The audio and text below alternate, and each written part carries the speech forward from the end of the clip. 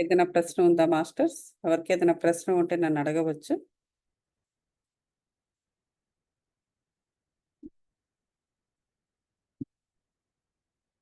So నిన్న మనము గత ఈ ఆఖరి మేనిఫెస్టేషన్ లాస్ట్ ప్రిన్సిపల్ సందర్భంగా మనం ఎన్నో విషయాలు చర్చిస్తున్నాము. అయితే మనము సోమవారం కానీ మంగళవారంతో కానీ పూర్తి చేసేస్తున్నాము ఈ వర్క్షాప్ని. సో మనము 7 శరీరాలను లో ఈ అసలు ఎలా ఉంటుంది, ఎనర్జీ బాడీస్ అనేవి ఏ విధంగా వర్క్ అవుతూ ఉంటాయి, అలాగే ఈ 5 ప్రిన్సిపల్స్ని కూడా మన దృష్టిలో పెట్టుకుని ఏ విధంగా స్పిరిచువల్గా మనల్ని మనం తయారు చేసుకోవాలన్న విషయాన్ని మనం కూలంకషంగా ఎప్పటికప్పుడు మాట్లాడుకుంటున్నాం, రైట్? ఇప్పుడు ఏంటంటే డిఎన్ఏ లెవెల్లో మనము మెడిటేషన్ ఆఖరాకను చేద్దాం. డిఎన్ఏ లెవెల్లో మెడిటేషన్ చేయడం అంటే ఎట్లా అంటే ఏం లేదు, ఇప్పుడంతా కూడా మనము లోనికి ఎనర్జీస్ని గ్రహిస్తూ, పాజిటివ్ ఎనర్జీస్ని గ్రహిస్తూ మన 7 శరీరాలకి కూడా ఆ శక్తిని మనం సరఫరా చేసుకుంటూ లోపల ఉన్న నెగిటివ్ ఎనర్జీస్ని మనం బయటికి వదిలేస్తూ రిపేర్ చేసుకుంటూ హీల్ చేసుకుంటూ ఉండడానికి మనం యాక్సెస్ చేస్తున్నాం. అలా చేసినా కూడా ఇంకా అది పైనే అనుకోవాలి. ఇంకా మనం లోతుకి వెళ్ళాలి అంటే డిఎన్ఏ లెవెల్కి వెళ్ళాల్సి ఉంటుంది. డిఎన్ఏ లెవెల్కి వెళ్ళడము అంటే ఇదే పద్ధతి. కాకపోతే మనము ఎలాగ చేయాలి అంటే ప్రతి కణంలో కూడా ఒక కేంద్ర బిందువు ఉంటుంది. దాన్ని ఇంగ్లీష్లో న్యూక్లియస్ అంటారు. ఆ న్యూక్లియస్ లోపలనే డిఎన్ఏ అనేది ఉంటుంది. క్రోమోజోమ్స్, డిఎన్ఏ అవన్నీ ఉంటాయి. సైంటిఫికల్గా చెప్తున్నాను. సో ఆ డిఎన్ఏ లెవెల్కి మనము ఈ ఎనర్జీస్ని పంపించాలి. అంటే మనం యాక్సెస్ చేయాలి. అంటే ఏంటి, మనము ఆ లెవెల్కి వెళ్ళాలి అంటే మనం మన కాన్షియస్నెస్ని చాలా చిన్నగా ఒక కేంద్ర బిందువులాగా చేసుకుని ప్రతి కణములోకి ఆ పర్టికులర్గా ఆ డిఎన్ఏ కోడ్ ఎక్కడ ఉంటుందో అక్కడికి మనము వెళ్ళాలి అంటే మనము ఎలా వెళ్తాము, శారీరకంగా వెళ్ళిపోలేము కదా. మన శరీరంలోకి మన కాన్షియస్నెస్ని ఆ విధంగా మార్చుకుని మనకి 3 శక్తులు ఇచ్చాడు కదా. మానవ జన్మ ఎత్తిన తర్వాత మనము క్రియేటివ్గా మారిపోయాం కదా. కాకపోతే ఈ పవర్స్ని మనం ఎలా యూజ్ చేసుకోవాలో తెలియకపోవడం వల్ల పనికిమాలిన విషయాలన్నిటికీ మనం బాగా వాడి క్రియేటివిటీ, ఊహాశక్తి, అలాగే అదేంటది ఇవన్నీ ఈ శక్తులన్నిటినీ మనము వేరే విషయాలకి వాడి మనం దుఃఖితులం అయిపోయామే తప్ప యాక్చువల్గా మనం చేసుకోవాల్సిందంతా కూడా ఏంటంటే స్పిరిచువల్గా మనల్ని మనం పెంచుకోవడానికి వాడాలి. సో మనకు ఆ క్రియేటివ్ పవర్, ఆ ఊహాశక్తి ఉన్నాయి కాబట్టి వాటి ద్వారానే మనం ఒక కణం, ఒక చిన్న బిందువులాగా మనల్ని మనము ఊహించుకొని ప్రతి కణంలోకి మనం వెళ్ళాలి. ఒకేసారి వెళ్ళవచ్చు, కణం తర్వాత కణం వెళ్ళవచ్చు, కానీ మనం ఒకేసారి కూడా వెళ్ళవచ్చు. మన కాన్షియస్నెస్ ఎలా ఉంది అనే దాన్ని బట్టి ఆధారపడి మీ కాన్షియస్ మీద ఆధారపడి ఉంటుంది. అలా ప్రతి డిఎన్ఏ కోడ్ దగ్గరికి వెళ్ళి మనము మొట్టమొదట పూర్ణాత్మ స్థితికి రావాలి. సైలెంట్గా మనం చేసేవాళ్ళం కదా, గుర్తుంది కదా. రిలాక్స్ అయిపోవాలి బాడీ కంప్లీట్గా, కాళ్ళ వ్రేళ్ళ దగ్గర నుంచి సహస్రార స్థితి వరకు. ఇంకా అసలు మనకి ఏ ఆలోచన ఉండకూడదు.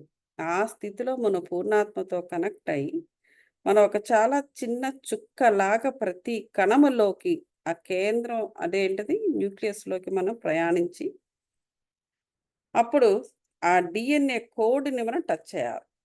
అక్కడ డిఎన్ఏ కోడ్కి ఆ డిఎన్ఏ కోడ్తో మనం మాట్లాడాలి ఎంతో ప్రేమగా. ఆ చుట్టూరా కూడా డిఎన్ఏ చుట్టూ కూడా కాంతిని మనం ఏర్పాటు చేయాలి. అంటే ఏంటంటే ఆ కాంతిలోనే దాంట్లో ఏ DNA లెవెల్‌లో ఎటువంటి నెగెటివ్ ఎనర్జీస్ ఉన్నా కూడా, అవన్నీ కూడా ఆ నెగెటివ్ ఎనర్జీస్ అన్నీ కూడా బయటికి పోయేది కాంతి వల్లే. ఆ కాంతిని ప్రతి ఒక్క కణం చుట్టూ మనం ఏర్పాటు చేసుకుంటూ, అలాగే మనము DNAను మనము ప్రేమగా అడగాలి. ఏమని అడగాలంటే, మనం ఎదుగుతూ ఉన్నాం గదా! స్పిరిచ్యువల్‌గా. ఈ ఎదుగుదలకి మనల్ని సహకరించమని. ప్రోగ్రామ్సు, అలాగే ఈ స్పిరిచ్యువల్‌గా మనం తీసుకునే నిర్ణయాలు, చేసే ప్రోగ్రామ్స్. ప్రోగ్రామ్స్ అంటే ఇప్పుడు ఈ వర్క్‌షాపే కావచ్చు, మెడిటేషన్ చెయ్యాలి అనుకోవడం కూడా ఒక ప్రోగ్రామ్ లాంటిదే. ఈ వీటన్నిటికి గురించి మనము మన ఎదుగుదలకు సహకరించమని అడగాలి. అలాగే మన ఎదుగుదలకు సహకరించని ఎనర్జీస్ ఏవైనా ఉన్నాయి అంటే, వాటన్నిటిని కూడా ఆ నమ్మకాలని, నిర్ణయాల్ని ఏ జన్మల నుంచో మనం రకరకాలుగా బ్రతుకుతాం. జన్మలు అంటే కేవలం మానవ జన్మలు ఒకటే కాదు గదా! మనం ఎక్కడి నుంచి వస్తున్నాము? ఖనిజ సామ్రాజ్యం నుంచి మొదలైంది. ఖనిజ సామ్రాజ్యం నుంచి మన ఎవల్యూషన్ ఉంటుంది. సో, అప్పటి నుంచి ఉన్న ఎన్నో రకాల నిర్ణయాలు, నమ్మకాలు, అనుభవాలు అవన్నీ ఎక్కడెక్కడో కొంచెం మిగిలిపోయి ఆ DNA కోర్స్‌లో ఉంటాయి. జన్మెత్తిన ప్రతిసారి కూడా రకరకాల వంశాల్లో మనం జన్మిస్తూ ఉంటాం. రకరకాల మనుషులకు పుడుతూ ఉంటాం.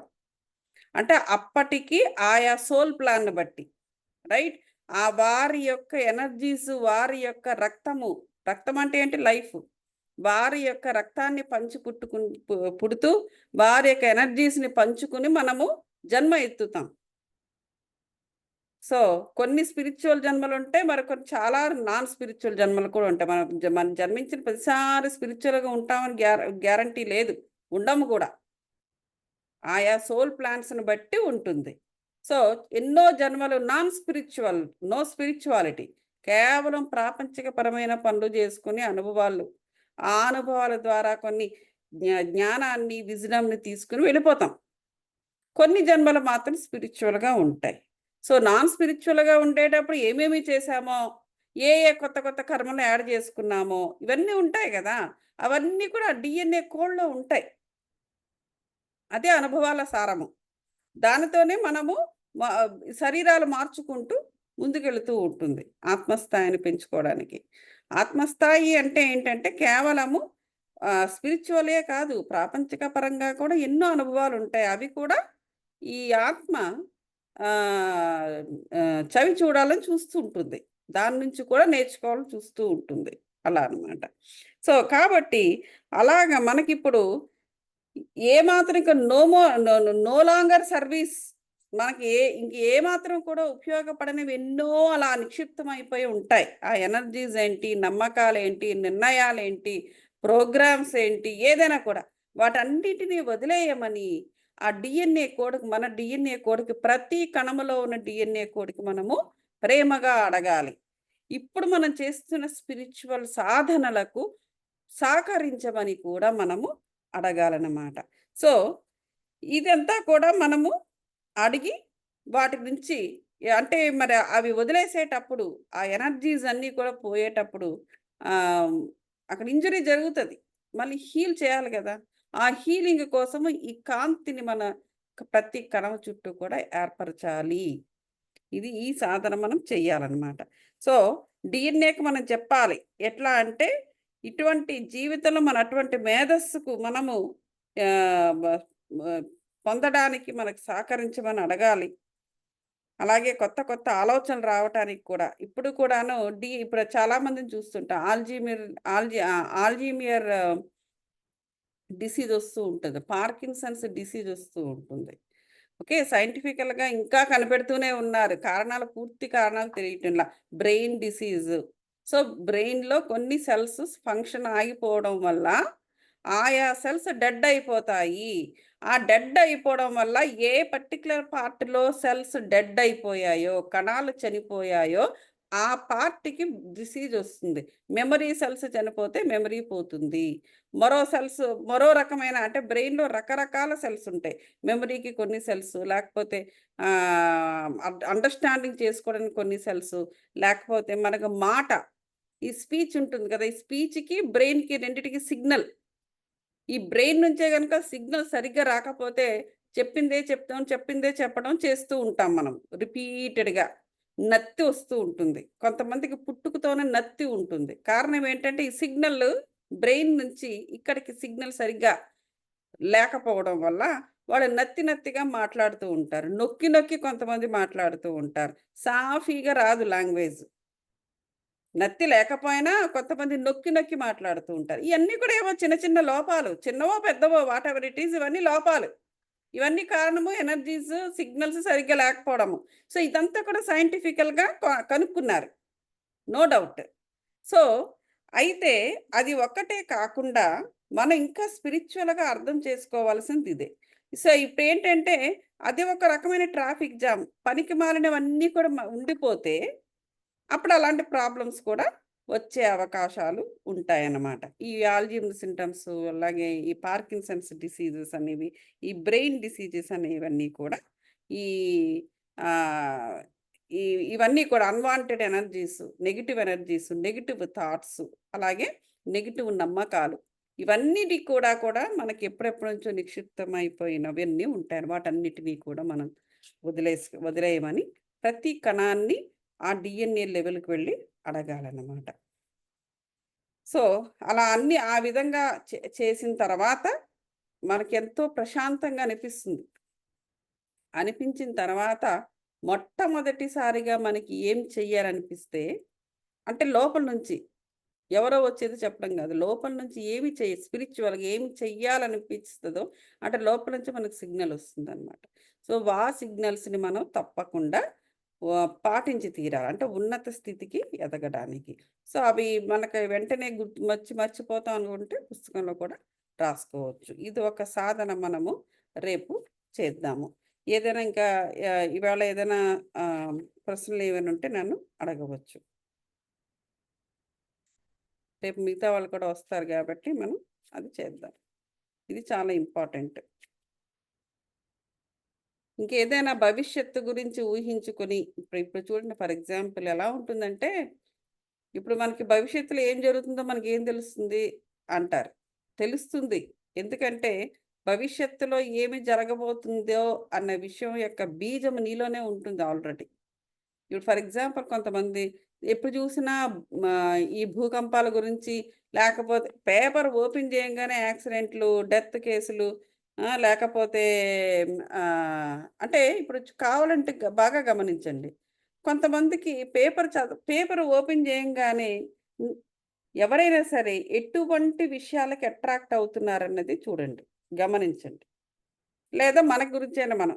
పేపర్ ఓపెన్ చేయంగానే, అలాగే కంప్యూటర్ ఉన్నవాళ్ళు కంప్యూటర్ ఓపెన్ చేయంగానే, ఎటువంటి వార్తలకి అట్రాక్ట్ అవుతున్నాము. లేపోతే వేరే వాళ్ళైతే, వాళ్ళెలాంటి వార్తలకు ముందుగా అట్రాక్ట్ అవుతున్నారు.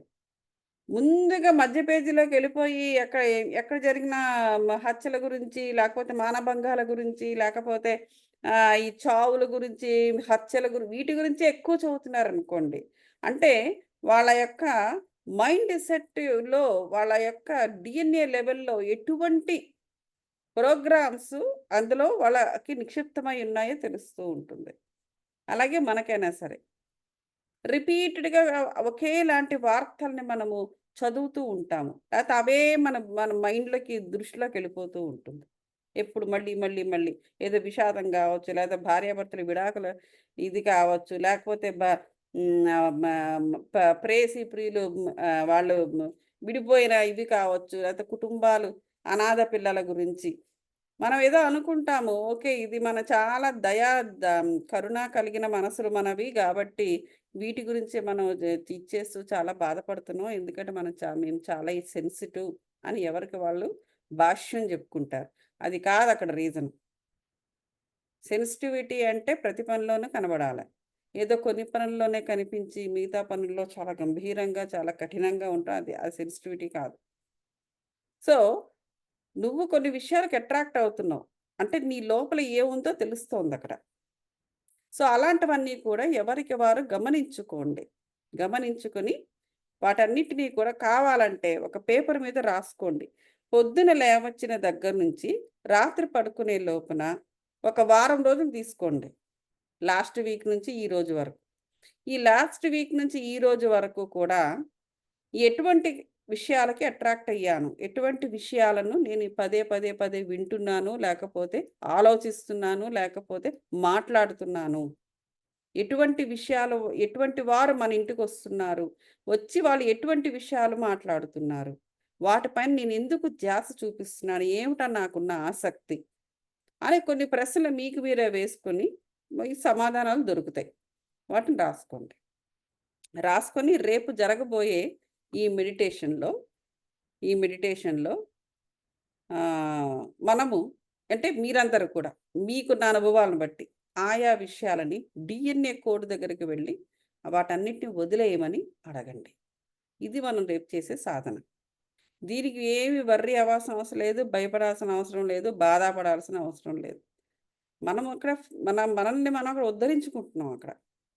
అమ్మో! ఏం జరిగిపోద్ది డీఎన్ఏ అంటే అమ్మో! ఏమో అటు నుంచి ఇటు నుంచి అటు ఇంకెక్కడికైనా ఏమైనా ఎక్కడికి ఏమి వెళ్ళిపోదు. వర్రీ అవ్వాల్సిన అవసరం కూడా లేదు. సో, ఆ విధంగా జరుగుతుంది. ఇప్పుడు మన జీవితంలో ఒకటే లాంటి విషయాలు జరుగుతూ ఉంటాయి. మనం నిన్న కొన్ని చెప్పుకున్నాం.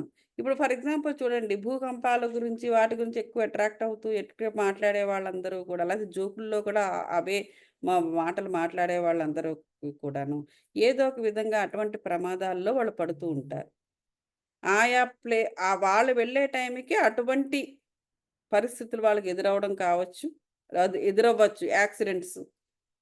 యాక్సిడెంట్స్ గురించి ఎప్పుడు కూడా ఇదవ్వడం. సో, అరే! చూస్తూ చూస్తూ యాక్సిడెంట్ అయిందండి. అక్కడ ఏమీ జరగలేదంటారు. ఎందుకంటే నీకు ఆల్రెడీ మేనిఫెస్ట్ అయిపోయింది. నువ్వెప్పుడు కూడా మాట్లాడే మాటలు, నువ్వు ఆలోచించే ఆలోచనలు, పడే భయాలు ఆల్రెడీ మేనిఫెస్ట్ అయిపోయింది.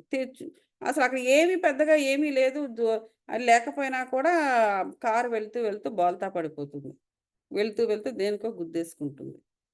సో, అట్లాంటివన్నీ కూడా జరుగుతూ ఉంటాయన్నమాట.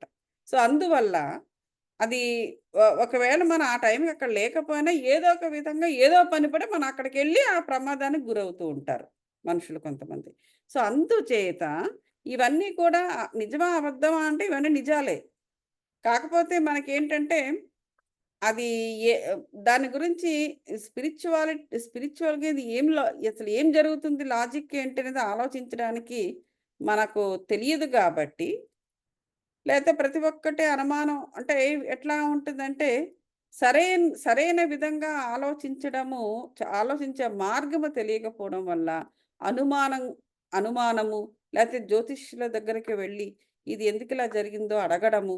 అంటే మనకు ఆల్రెడీ మనకి తెలియకుండానే మనం కొన్ని స్టెప్స్ తీసుకుంటాం. సపోజ్ ఏదైనా జరగకూడని విషయం జరిగితే జీవితంలో జాతకాలు పట్టుకొని జ్యోతిష్ దగ్గరికి వెళ్తాం. అంటే మనకి తెలుసు ఏదో ఉంది. ఆ ఏదో ఉంది కాబట్టి నేను తెలుసుకోవాలని. అది ఎక్కడి నుంచి వస్తుంది ఆ ఆలోచన? లోపల నుంచే వస్తుంది. నువ్వు తెలుసుకోరా అనేసి. ఎక్కడ లోపల నుంచే వస్తుందది. ఎక్కడ అందరూ జేస్తారది. క్రైస్తవులు కూడా జేస్తారు. ముస్లిమ్స్ కూడా జేస్తారు వారి వారి పద్ధతుల్లో. ఎందుకంటే అందరికీ ఆత్మ ఉంది. అందరికీ ఆత్మ లోపల నుంచి సిగ్నల్ ఇస్తుంది. సో, అక్కడికి వెళ్ళిన తర్వాత మనకి సరైన సమాధానం రాదు. ఎందుకంటే that is not spiritual. So, జ్యోతిష్ శాస్త్రం దగ్గరికి వెళ్తే లేకపోతే సంఖ్యాశాస్త్రజ్ఞుడి దగ్గరికెళ్తే ఏదో నంబర్స్ లెక్కబెట్టి ఇలా జరిగింది, అలా జరిగింది గ్రహస్థితులు అది ఇది అంటారు. సో, అక్కడేం జరుగుతుందంటే, ఓహ్! గ్రహస్థితి బాగా లేకపోవడం వల్ల నాకిలా జరిగింది. అక్కడ డీవియేట్ అయిపోతున్నారు మనుషులు. గ్రహస్థితులు ఎందుకు బాగోలేవన్న విషయం మళ్ళీ ఆలోచించరు. ఎందుకంటే అది తెలీదు. దానికి అర్థం అవ్వదు. అసలు గ్రహం అంటే ఏమిటి? సో, అక్కడ ఏంటంటే, నీ లోపల ఆల్రెడీ మేనిఫెస్ట్ అయిపోయింది. అందుచేత నువ్వు అక్కడ అనుభవంలోకొస్తుంది. అది ఆ మేనిఫెస్ట్ అవ్వడం ఈ జన్మలోది కావచ్చు. నేను చెప్పాను కదా ఇంతకుముందు మన ఎక్స్టర్నల్ కంట్రోల్స్ భౌతిక ప్రపంచం గురించి మనం చాలా క్షుణ్ణంగా మాట్లాడుకున్నాం. మనం ఎంత తక్కువ అంటే ఎవరితో మాట్లాడొద్దని గాదు. ఎంతుండాలో అంతే ఉండాలి. ఎందుకంటే భౌతిక ప్రపంచంలో వాళ్ళ పనే అది. నిన్ను బాధ పెట్టడం, లేకపోతే ఇబ్బంది పెట్టడం, వాళ్ళ ఎక్స్‌పెక్టేషన్స్‌తో ఉంటారు భౌతిక ప్రపంచంలో. కావాలని కూడా చెయ్యరు వాళ్ళు. మళ్ళీ నేను ఇలాగ చెప్పాను అంటే నేను సమాజానికి ఎగ్నెస్ట్‌గా మాట్లాడినట్టు ఉంటది. అది కాదు నా ఉద్దేశ్యం. ఎప్పుడూ కూడా వాళ్ళు భౌతిక ప్రపంచంలో మనుషులు వాళ్ళు స్పిరిచ్యువల్ కాదు. స్పిరిచ్యువల్‌గా ఉండరు గాబట్టి వాళ్ళు స్పిరిచ్యువల్ ప్రాక్టీసెస్ చెయ్యరు. స్పిరిచ్యువల్ ప్రాక్టీసెస్ చెయ్యరు గాబట్టి వాళ్ళు దేన్ని వదిలేయరు. స్పిరిచ్యువల్ ప్రాక్టీసెస్‌లో ముఖ్యంగా ఉండాల్సిందేంటి? ఎక్స్‌పెక్టేషన్ అనేది ఉండకూడదు. వాళ్ళు స్పిరిచ్యువల్‌గా ఉండరు గాబట్టి, ఆ ఎక్స్‌పెక్టేషన్స్‌తోనే ఉంటారు. మా ఇంటికొస్తే నువ్వేం తీసుకొస్తావు? మీ ఇంటికొస్తే నువ్వు నాకేమిస్తావు? మెజారిటీ, మెజారిటీ 99% అలాగే ఉంటారు. సో, కాబట్టి వారు ఎప్పుడూ కూడా ఒక ఎక్స్‌పెక్టేషన్‌తో నీతో ఉండేటప్పుడు, నువ్వు ఆ ఎక్స్‌పెక్టేషన్ తగినట్టుగా నువ్వు లేనప్పుడు వారు నీ యందు నెగెటివ్ ఎనర్జీని జనరేట్ చేస్తారు. నేచురల్. సో, కాబట్టి ఏదో ఒక పరిస్థితి నీకు నువ్వు ఇబ్బంది పడే పరిస్థితిని వాళ్ళు తీసుకొస్తారు. ఏదో ఒకటి మానసికంగాని ఇబ్బంది పడే పరిస్థితి అంటే ఏదో అక్కడ ధనాన్ని కొల్లగొట్టేయడమో, లేకపోతే ఇల్లులు కాల్చేయడమో, లేకపోతే అలాంటివి కాదు. ఏదో ఒక ఇబ్బంది. నీ మనసు చివుక్కుమనే చిన్న ఇబ్బంది. ఒక గంట బాధపడ్డావు. ఆ గంట అయినా నువ్వు ఎందుకివ్వాలి వాళ్ళకి? ఆ గంట సేపు నువ్వు నెగెటివ్ ఎనర్జీని జనరేట్ చేసుకొని, నీ లోపల నిక్షిప్తం చేసావు. అది చాలదా రేపొద్దున్న అది మేనిఫెస్ట్ అవ్వడానికి? అదేదో చిన్న మనసు చివుక్కుమనేటువంటి పరిస్థితిని తీసుకొస్తారు. నిన్న చెప్పుకున్నాం కదా! సడెన్‌గా మాట్లాడడం మానేస్తారు. ఎందుకు? వాళ్ళకర్థమైపోయింది. ఓహ్! మనం ఇంత ఎక్స్‌పెక్ట్ చేసినా కూడా ఇంక మనం ఎంత నటించినా మనకి ఈవిడ వల్ల ఏ పని అవ్వదు. ఇంక అలాంటప్పుడు ఎందుకు అని టక్కుమని మానేస్తారు. ఎందుకు? నీ మీదున్న ప్రేమతో కాదు నిన్ను నీ నీ నీ జీవితంలోకొచ్చినది. ఒక ఎక్స్‌పెక్టేషన్‌తో వస్తున్నారు. అది ఏదైనా కావచ్చు ఎక్స్‌పెక్టేషన్ అనేది. నీ నీ నీ నీ ద్వారా సేవ చేయించుకోవాలని కావచ్చు. నీ ద్వారా సుఖాన్ని పొందాలని కావచ్చు. నీ ద్వారా డబ్బు కావాలని కావచ్చు. నువ్వు డబ్బున్న దానివైతే. లేతే నీ ద్వారా మరి ఇంకేదో కావాలని కావచ్చు. లేకపోతే వీళ్ళ జీవితంలో ఏమేమి జరుగుతుందో చూద్దాము. అది నాకేదైనా ఉపయోగపడితే నేను అడ్వాంటేజ్ తీసుకొని నేను వాడుకుంటాను ఈ వ్యక్తిని. అలాంటి వాళ్ళు కూడా ఉంటారు. సినిమాల్లో కూడా చూపిస్తూ ఉన్నారు. ఒక డైలాగ్ ఏదో సినిమాలో డైలాగ్ కూడా ఉంది. ఇంకా ఎందుకు అది ఆహ్, తెలుగులో కూడా ఉంది సామెత. ఒంటె ఒక టెంట్‌లో కొంచెం చోటిమ్మని అడుగుతదట వాడికి. కొంచెము చోటిస్తే చాలు నాకు మిగతా శరీరం అంతా కూడా బయటున్నా పర్వాలేదు. జస్ట్ తల వరకే అనేసి. సరే అని వాళ్ళు కొంచెము ఆహ్, జరుగుతారు. తల పెట్టుకోవడానికి చోటిస్తారు. ఇంకా అది అలాగలాగలాగా లోపలికి దూరి ఫైనల్‌గా ఏంటంటే మొత్తం తానే ఆక్రమిస్తుంది. సో, అట్లాగా తాను ఏది క్రియేట్ చేసుకోలేని పరిస్థితిలో ఉన్న మనుషులు ఆటోమేటిక్‌గా ఆల్రెడీ ఎవరో కష్టపడి ప్రతి పుల్ల వేసుకొని ఒక పొదరిల్లు కట్టుకుంటే దానిలో నుంచి వాళ్ళని లాగేసేసి వీళ్ళెళ్లి దూరిపోతారు. ఎందుకంటే వీళ్ళకి వీళ్ళు క్రియేట్ చేసుకునే సత్తా లేదు. అప్పుడు కబ్జా చేయడం మొదలుపెడతారు. ఈ కబ్జా అనే మాట అందరికీ తెలిసిన విషయమే. ల్యాండ్ కబ్జాలున్నాయి. ఇల్లు కబ్జాలున్నాయి. ధనం కబ్జాలున్నాయి. మనుషుల కబ్జాలు కూడా ఉన్నాయి. ఆ కబ్జా అనేది ఎందుకు చేస్తున్నారది? అందుకే. ఎందుకంటే అది, అది వారికి విపరీతమైన దురాశ వల్ల లేదా తాము ఏ విధంగానూ తమకు కావలసింది సాధించుకోలేని సత్తా లేనప్పుడు ఆల్రెడీ సాధించుకొని ఉన్న వాళ్ళను ఉన్న వాళ్ళను వాళ్ళు గ్రాబ్ చేస్తారు వాళ్ళ దగ్గర నుంచి. సో, ఇలా ఈ విధంగా సాంఘికంగా మనకి కనిపిస్తూనే ఉంటాయి ఇవన్నీ కూడా. ఇవన్నీ కూడా ఏంటంటే వాటన్నిటికి మనం ఎందుకు అట్రాక్ట్ అవుతున్నాము అంటే ఇటువంటివి ఎప్పుడెప్పుడో విషయాలకు బిట్రేయల్ అంటారు. మోసం చేయడము. ఇటువంటి బిట్రేయల్‌కి గురైపోయిన ఎనర్జీస్ మనలో ఉండడం వల్ల, అది మళ్ళీ మళ్ళీ రిపీట్ అవుతూ ఉంటది. నెక్స్ట్ జన్మ తీసుకున్నా కూడా. సో, అటువంటి ఎనర్జీస్ అన్నిటిని కూడా మనం డీఎన్ఏ లెవెల్‌కి వెళ్ళి వాటిని వదిలేయమని మనం అడగాలి. ఇలాంటివన్నీ కూడా మనం రాసుకోండి. రాసుకొని రేపు అది ప్రాక్టీస్ చేద్దాం. ఓకేనా? ఏమైనా క్వెషన్స్ ఉంటే అడగవచ్చు. లేకుంటే మనం ఇక్కడ ఆపుదాం. Okay. Thank you so much. మళ్ళీ రేపు ఇదే టైంకి మెడిటేషన్ చేద్దాం. Thank you.